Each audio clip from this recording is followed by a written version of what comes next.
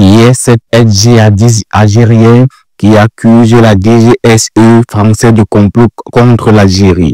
Les relations entre Alger et Paris entrent dans un nouveau cycle de tension après la convocation de l'ambassadeur français au ministère algérien des Affaires étrangères. Les médias locaux assurent que les renseignements français auraient tenté de recruter un ancien djihadiste pour collecter des informations sur des islamiques d'Oran et d'Alger. Des accusations infondées et fantaisistes. C'est ainsi que Jean-Noël Barrot, ministre français des Affaires étrangères, qualifie les accusations des autorités algériennes sur l'implication supposée des services de renseignement extérieur français dans les opérations de déstabilisation de l'Algérie. Invité sur les ondes de la radio française interne ce 15 décembre, a réagi aux allégations émises par l'Algérie. Le chef de la diplomatie française confirme la convocation de l'ambassadeur de la France en Algérie, Stéphane Romatek, au ministère algérien des Affaires étrangères, mais ne s'est pas attardé sur ces nouveaux épisodes qui tend encore davantage les relations entre l'Algérie et la France. Des crises, Alger et Paris en ont connu plusieurs depuis l'arrivée au pouvoir du président Abdelmadjid Tebboune en décembre 2019. Mais celle de ce mois de décembre est de loin la plus grave, la plus sérieuse. D'abord, de par la nature des accusations, ensuite par la virulence de la campagne médiatique et enfin le lancement d'un ultimatum. Selon des médias algériens, en mars 2023, la Direction générale de la sécurité extérieure DGSE française via ATEMI, une association spécialisée dans le domaine de la prévention de la radicalisation, serait entrée en contact avec un ancien djihadiste algérien au nom de Mohamed Amin Aïssaoui. Celui-ci affirme être né en Algérie et avoir vécu en Espagne. Avant de rejoindre sa sœur en France, il dit avoir ensuite combattu à Fallujah et dans d'autres villes d'Iran. Être monté en grade au sein de l'organisation de l'État islamique EI, puis avoir rejoint la Syrie où il a été grièvement blessé par les éclats d'un abus. 50 000 € pour aller combattre au Niger. Parti de faire soigner un Turquie, il a été arrêté sur la base d'un mandat d'arrêt international et a fait l'objet d'intérêt de la part des services de sécurité espagnols et français. Il a finalement été approché par le consulat algérien et Istanbul, en Turquie, d'où l'on a procédé à son rapatriement à l'Algérie, où il aurait purgé une peine de 3 ans avant d'être libéré en 2019. Au printemps 2023, Mohamed Amin Aïssaoui aurait rencontré un certain Ivan de l'association ATEMI, qui ne serait autre que le premier secrétaire de l'ambassade de France à Alger et cadre de la DGSE. Ce dénommé Ivan aurait chargé le djihadiste avec le concours d'autres agents des services diplomatiques français à Alger de collecter des informations sur des islamiques à Alger et à Oran, ainsi sur des réseaux de passeurs des Aragas, migrants clandestins. Aïssaoui affirme également qu'on lui aurait proposé d'aller combattre au Niger moyennant la somme de 50 000 €, mais le projet serait tombé à l'eau après le coup d'État du 26 juillet 2023 contre le président Mohamed Bazoum. Mohamed Amin Aïssaoui indique avoir prévenu les services du contre-espionnage algérien sur ses contacts avec la DGSE en vue de fomenter une opération de déstabilisation et avoir été autorisé à poursuivre ces échanges afin de percer à jour cette opération de déstabilisation présumée.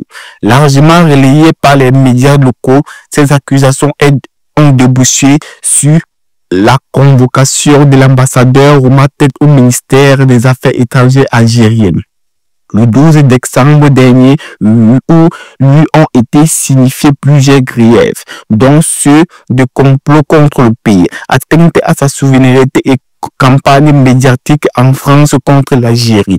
Cette convocation s'est mise au point et ces remontrances sont alors suivies de derniers avertissements et de sévères mises en garde.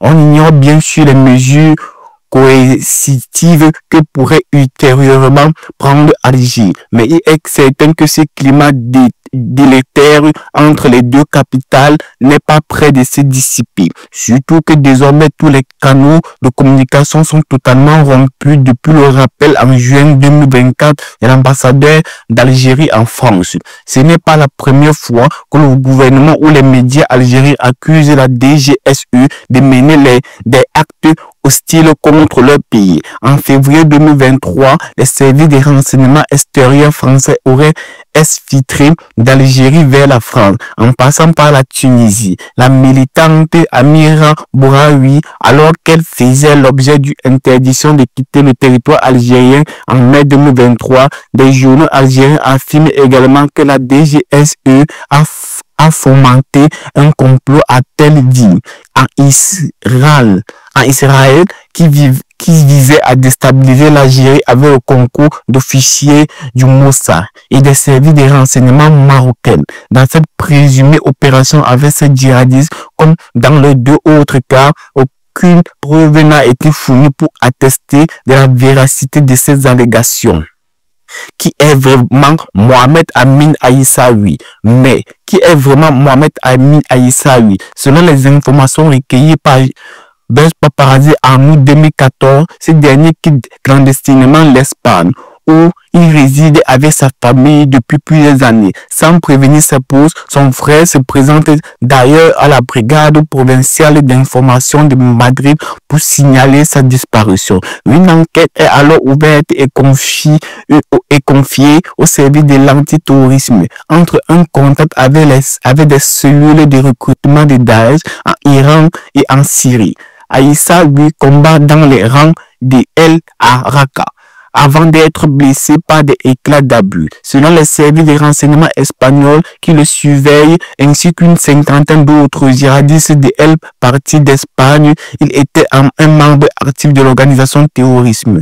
Un mandat d'arrêt international est lancé contre Mohamed Amin Aïssaoui par la justice espagnole et son nom est signalé par les services espagnols et français du Schengen Information System SIS, le système de partage d'informations utilisé en Europe pour la sécurité et la gestion des frontières. Les services espagnols se demandent qu'il a quitté la Syrie pour fuir Daesh ou pour rejoindre l'Espagne afin d'y commettre des attentats. Selon la presse ibérique qui s'intéresse à son cas en 2015, il serait détenteur de la citoyenneté française. Un document élaboré en juin 2019 par la Commission européenne indique que les polices européennes ont obtenu des informations non adresses transferts financiers de la part des Américains sur les flux financiers opérés par Mohamed Amin Aïssaoui dans le cadre du Terrorist Finance Tracking Programme. TFTP, le programme du gouvernement américain de surveillance du financement du terrorisme. Alors qu'il tente d'entrer en Turquie pour se faire soigner, Mohamed Amin Aïssaoui est arrêté à Istanbul le 19 avril 2015 par la police des frontières turques sur la base de ce mandat d'arrêt international délivré par la haute cour espagnole de Madrid. Moins d'un mois plus tard, le conseil des ministres espagnols sur proposition du ministre de la Justice, Rafael Catala, demande officiellement aux autorités turques son extradition pour délit présumé d'appartenance à une organisation terroriste. On ignore si la justice turque a donné suite à cette demande. Toujours est-il que Aïssaoui affirme avoir été rapatrié en Algérie, où il a été condamné à une peine de 3 ans de prison qu'il a terminé de purger en 2019. Et c'est en 2023 qu'il aurait été approché par la DGSE. Allégation avérée et en croire le gouvernement algérien ou accusation fantaisiste selon les autorités françaises. Ce nouvel épisode fait déjà de sérieux dégâts dans les relations entre Alger et Paris.